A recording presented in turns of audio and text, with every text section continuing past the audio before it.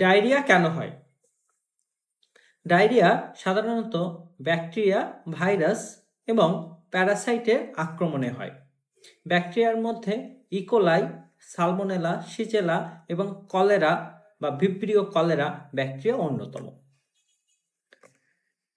ভাইরাসের মধ্যে rota virus দিয়ে ডায়রিয়া হয়। বিশেষত বাচ্চাদের ডায়রিয়ার ক্ষেত্রে প্রায় 60-70% আসলে রোটা ভাইরাস দিয়ে হয়ে থাকে। অ্যামিবা এবং জিয়ার্ডিয়া নামে দুইটা প্যারাসাইট ডায়রিয়ার অন্যতম কারণ।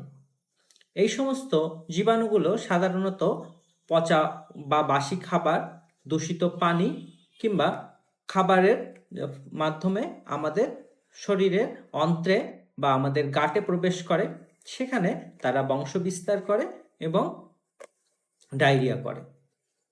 শুধুমাত্র এই ধরনের জীবাণু নয়, এছাড়াও অনেক সময় অ্যান্টিবায়োটিকের পার্শ্ব প্রতিক্রিয়া, দুধ বা দুগ্ধজাত খাবারে যাদের ইনটলারেন্স আছে, আমরা ল্যাকটোজ ইনটলারেন্স বলি, তারা যদি এই ধরনের প্রোডাক্ট খায় তাদের ডায়রিয়া হতে পারে। আবার অনেক সময় আইবিএস বা ইরিটেবল বাউল সিনড্রোম নামে একটা রোগ আছে যেখানে দীর্ঘমেয়াদী ডায়রিয়া হয়। ধন্যবাদ।